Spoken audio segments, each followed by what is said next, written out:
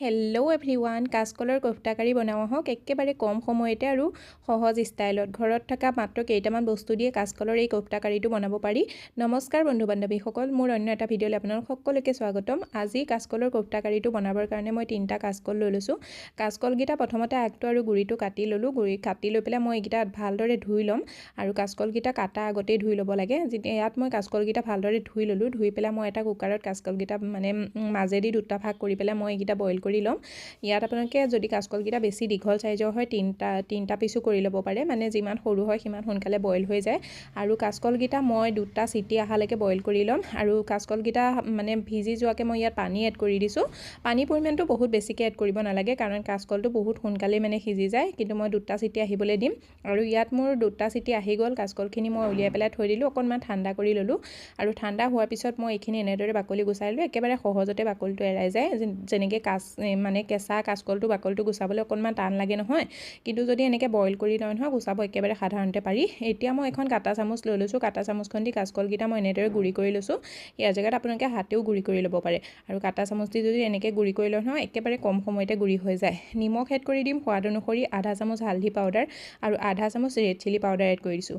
আৰু বাইণ্ডিঙৰ কাৰণে মই 2 চামুচ বেচন লৈ লৈছোঁ, লগতে 2 চামুচ মই শুকান পিঠাগুড়ি লৈ লৈছোঁ। কিন্তু ইয়াৰ জেগাত আপোনালোকে অকল বেচন দি পেলাইও আজিৰ এই কোফটাটো বনাব পাৰে। মই শুকান পিঠাগুড়ি এইটো কাৰণেই দিছোঁ, কাৰণ মই কেইটামান কোফটা ৰাখি দিম ছাইড কৰি পেলাই চাহৰ লগত খাবৰ কাৰণে, বহুতেই বেছি ভাল লাগে। আৰু যদি পিঠাগুড়িটো দিয়ে নহয় তেতিয়া কোফটাটো মচমচীয়া হৈ খাবলৈ ভাল লাগে। আৰু ওপৰৰ পৰা মচমচীয়া হয় আৰু ভিতৰৰ পৰা কোমল হয়, ছফ্ট হয়, বহুতেই বেছি টেষ্টি হয়। এতিয়া মই ইয়াত পানী নিদিয়াকৈ এইটো একদম ধুনীয়াকৈ ডোৰ দৰে ৰেডি কৰি ল'ম। আৰু ডো ৰেডি হৈ যোৱাৰ পিছত মই হাতত অকণমান তেল সানি লৈছোঁ। তেলটো সানি ল'লে কি কাচকলখিনি হাতত লাগিও নাযায় আৰু এইটো একদম পূৰা ধুনীয়াকৈ ইয়াৰ শ্বেপটো আহি যায়। এতিয়া মই অকণমান কাচকল লৈ লৈছোঁ, কাচকলৰ ষ্টাফিং লৈ লৈছোঁ। লৈ পেলাই হাতত এনেকৈ 2খন হাতে গোল কৰি পেলাই এইটো লাড়ু বনাই লৈছোঁ। লাড়ু বনাই পেলাই আপোনালোকে আজি কোফটাটো বনাব পাৰে, কিন্তু মই লাড়ু বনোৱা নাই। মই অকণমান টিকি শ্বেপ দি দিছোঁ, অকণমান দবাই দিছোঁ। আৰু ইয়াত মই চেম প্ৰচেছত গোটেই লাড়ুকেইটা বনাই ল'লোঁ, গোটেই টিকিকেইটা বনাই ল'লোঁ। এই টিকিকেইটা এতিয়া মই ফ্ৰাই কৰিম।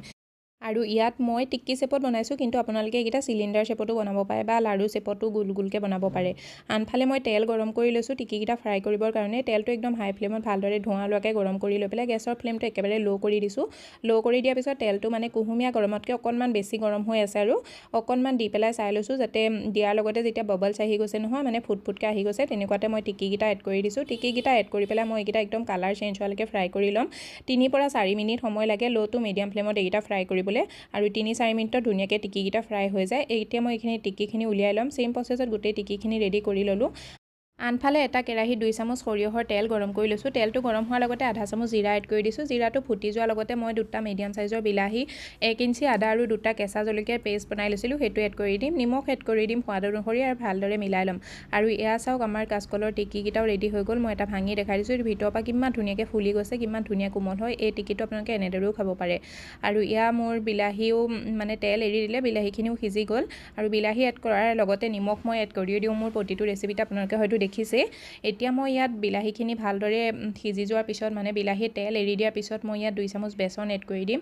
বেচন এড কৰি পেলাই ল' ফ্লেমতে মই এইখিনি একেৰাহে লৰাই থাকিম। আৰু বেচন যেতিয়া এড কৰে নহয় তেতিয়া একেৰাহে লৰাই থাকিব লাগে, নহ'লে বেচনখিনি তলত গৈ লাগি ধৰে।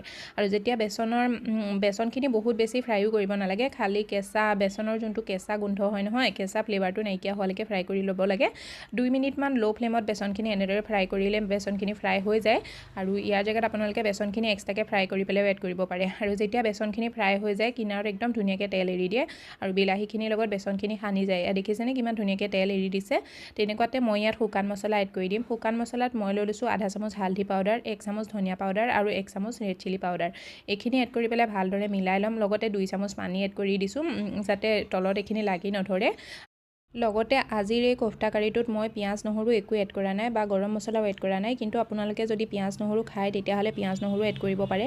বিলাহী পেষ্টটো এড কৰাৰ আগতে আপোনালোকে মিহিকৈ কাটি লোৱা পিঁয়াজ এটা এড কৰি দিব পাৰে, বা আদা নহৰু পেষ্ট 1 চামুচো এড কৰি দিব পাৰে। তাৰপিছত বিলাহী এড কৰিব, বাকীখিনি চেম প্ৰচেছত কৰি ল'লেই হৈ গ'ল। আৰু যদি আপোনালোকে গৰম মছলাও খাব বিচাৰে নহয়, তেতিয়াহ'লে গৰম মছলা আপোনালোকে তেলতে এড কৰি দিব পাৰে, শুকান গৰম মছলা দিব বিচাৰিলে। ইয়াত মই এতিয়া কোফটাখিনি এড কৰি দিম। কোফটা এড কৰা ভালদৰে মিলাই ল'ম। আৰু মিলাই লোৱাৰ পিছত মই ইয়াত ইয়াত পানী এড কৰি দিম পানীৰ পৰিমাণটো নিজৰ হিচাপ অনুসৰি কম বেছি দিব পাৰে মই 1 গিলাচ পানী এড কৰি দিছোঁ আৰু পানীটো অকণমান বেছিয়ে দিব লাগে কাৰণ কোফটাকেইটাই পানীখিনি পিছত বহুত শুহি লয়গে দুটামান কোফটা আপোনালোকে হাতত ৰাখি পেলাই ভাঙি দিব এনেদৰে গুড়ি কৰি দিলে মানে কাৰীটো অকণমান ডাঠ হৈ যাব কিন্তু মই ৰাখিবলৈ পাহৰি গৈছিলোঁ ৰাখিছোঁ মানে কিন্তু দুটামান মই চাহৰ লগত খাবৰ কাৰণে ৰাখিছোঁ মোৰ ল'ৰাটোৱে লৈয়ে গুচি গ'ল আৰু এতিয়া মই এইখিনি ইয়াতে মই দুটামান কোফটা এনেদৰে ভাঙি দিছোঁ আৰু 2 মিনিটমানৰ কাৰণে এইখিনি ল' ফ্লেমত ঢাকি পেলাই সিজিবলৈ দিম 2 মিনিটত আমাৰ ইয়াৰ কোফটা ৰেডি হৈ গ'ল আৰু যদি আপোনালোকে গৰম মছলা খায় ইয়াত 1 চামুচ গৰম মছলা এড কৰি পেলাই 1 মিনিটমানৰ কাৰণে ঢাকি পেলাই আৰু সিজাই ল'ব কিন্তু মই আজি নাখাওঁ কাৰণে মই একো এড কৰা নাই আপোনালোকক আজিৰ এই ৰেচিপিটো কেনেকুৱা লাগিছে যদি ভাল লাগিছে পেজটো ফ'ল' কৰি দিব লাইক কৰি দিব আৰু এটা ধুনীয়া কমেণ্ট কৰিবলৈ নাপাহৰিব লগতে শ্বেয়াৰো কৰি দিব পৰিয়াল বন্ধুবৰ্গলৈ